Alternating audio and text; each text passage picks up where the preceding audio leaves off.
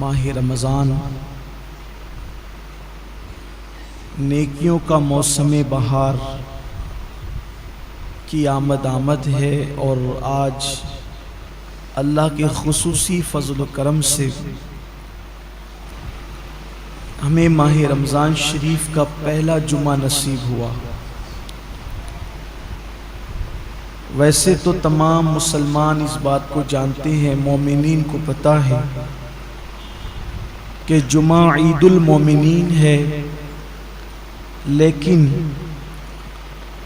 جو رمضان المبارک کا جمعہ ہے اس کی فضیلت اور خصوصیت کچھ اور ہی ہے۔ جیسے ہی جمعرات کا سورج غروب ہوتا ہے رمضان شریف میں، تو جمعہ کا سورج غروب ہونے تک ہر لمحے کو ہم، چونکہ حدیث میں لمحے کا ذکر ہے، اگر آج کی اصطلاح کے اعتبار سے اس کا ترجمہ کریں تو ہو جاتا ہے ہر سیکنڈ۔ تو ہر لمحے میں 70,000 ایسے جہنمیوں کو اللہ جہنم سے آزاد کرتا ہے جن کے لیے جہنم کا عذاب لازم ہو چکا ہو، اپنے کرم سے وہ یوں ہی آزاد کرتا ہے، اور یہ سلسلہ پوری رات چلتا رہتا ہے، ہر لمحہ 70,000 پھر اس کے بعد دن میں بھی یہی سلسلہ، حتیٰ کہ جو جمعۃ المبارکہ کی آخری ساعت غروب آفتاب کے وقت آتی ہے، تو وہ جو سورج غروب ہونے سے لے کر اب سورج غروب ہونے تک جتنے لمحات میں 70,000 بخشے گئے تھے، ان سب کی تعداد کے برابر اس آخری گھڑی میں اتنے ہی لوگوں کو بخشا جاتا ہے۔ یہ ہے جمعہ کا رمضان المبارک، رمضان المبارک کا جمعۃ المبارک، ماہ رمضان کے جمعۃ المبارکہ کی شان یہ ہے۔ اب آپ اندازہ کریں کہ ہم کتنے قیمتی لمحات میں ہیں، اور یہ لمحات کتنے قیمتی ہے، اس لیے اس کو غنیمت جاننا چاہیے، اس کا احترام کرنا چاہیے، اس کی تعظیم کرنا چاہیے۔ اللہ قرآن مقدس میں ارشاد فرماتا ہے وَمَن يُعَظِّمْ شَعَائِرَ اللَّهِ فَإِنَّهَا مِن تَقْوَى الْقُلُوبِ، کہ جو اللہ کی نشانیوں کی تعظیم کرتے ہیں تو یہ دلوں کے تقوی کی وجہ سے، یعنی جن کے دلوں کو اللہ نے تقوی کے لیے چن لیا ہے، وہ اللہ کی نشانیوں کی تعظیم کرتے ہیں۔ اللہ کی نشانیوں کی تعظیم کا مطلب کیا؟ پہلے اللہ کی نشانی کیا؟ جیسے قربانی کے جانور، یہ اللہ کی نشانی، کعبۃ اللہ شریف اللہ کی نشانی ہے، صفا مروہ اللہ کی نشانی ہے، اولیاء اللہ کے مزارات اللہ کی نشانی ہے، اولیاء اللہ کا وجود اللہ کی نشانی ہے۔ اسی طرح ماہ رمضان شریف اللہ کی نشانی ہے۔ اللہ کی نشانی کا مطلب دیکھو، نشانی اس کو کہتے ہیں جس کو دیکھ کر اصل یاد آئے، جس کو دیکھ کر ہم کہتے ہیں یہ فلاں کی نشانی، یہ فلاں، یعنی جب میں یہ دیکھتا ہوں تو وہ یاد آتا ہے۔ جیسے کسی نے مجھے انگوٹھی دی تو یہ انگوٹھی فلاں کی نشانی، کہ میں انگوٹھی دیکھتا ہوں تو دینے والا یاد آتا ہے۔ تو جن جن چیزوں کو دیکھنے سے خدا یاد آتا ہے وہ اللہ کی نشانی ہے، اور جو اللہ کی نشانیوں کی تعظیم کرے، احترام کرے، تو یہ اس کے دل میں تقوی ہے، اللہ کا ڈر ہے، وہ اس کے دل میں پرہیزگاری ہے، اس بنیاد پر وہ اللہ کی نشانیوں کی تعظیم کرتا ہے۔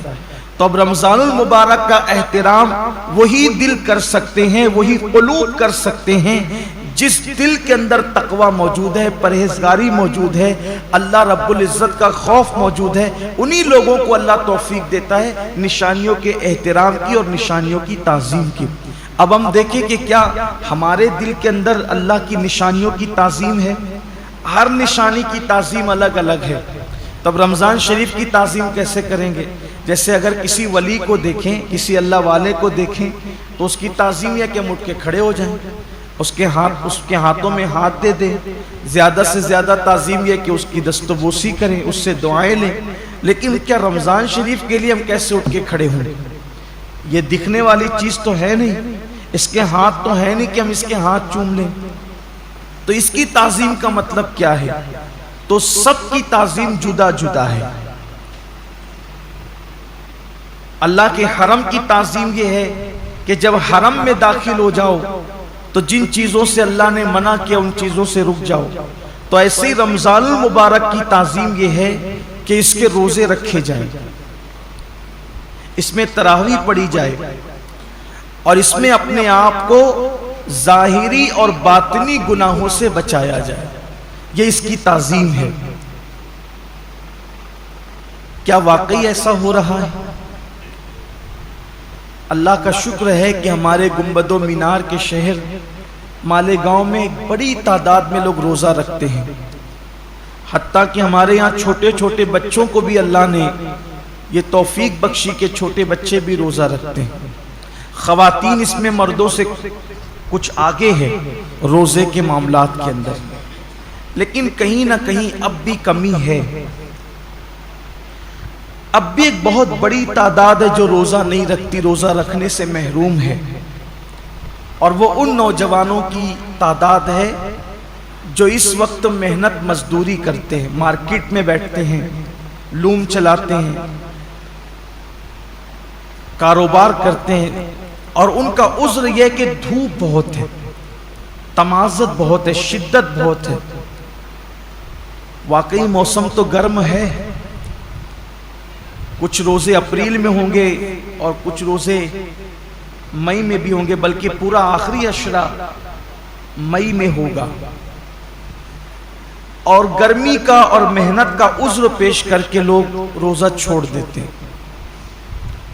پہلی بات تو یہ ہے کہ موسم کا عذر یا محنت کا عذر پیش کر کے روزہ چھوڑنے کی اجازت نہیں ہو سکتی، بلکہ اگر محنت مزدوری کی وجہ سے آپ روزہ چھوڑتے ہیں تو اسلام کا حکم یہ جو احکام شرع ہے وہ بتا رہا ہوں آپ کو، کہ ایک طرف روزہ چھوٹتا ہے کام دھام کی وجہ سے، آپ اپنے اندر طاقت نہیں پاتے کہ محنت بھی کریں اور روزہ بھی رکھیں، تو روزہ نہیں چھوڑ سکتے۔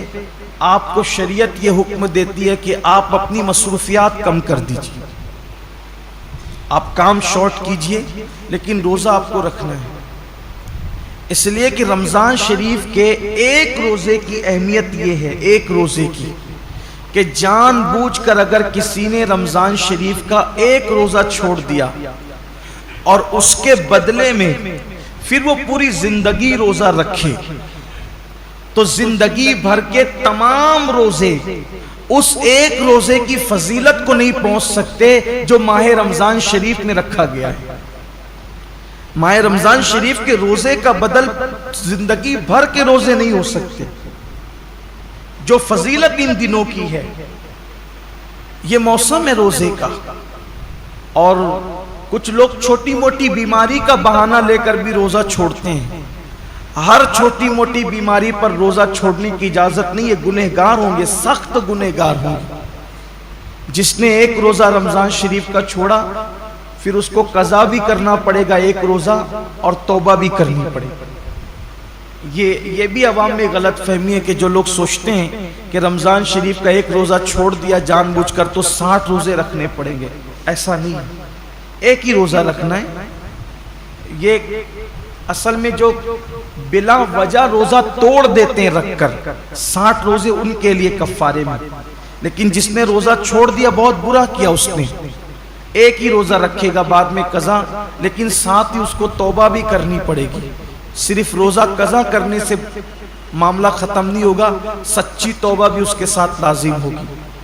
بلکہ جن لوگوں کے روزے کسی وجہ سے، لا علمی کی وجہ سے پہلے چھوٹ گئے، تو وہ عام دنوں میں غیر رمضان میں ان روزوں کی دھیرے دھیرے قضا کر لیں۔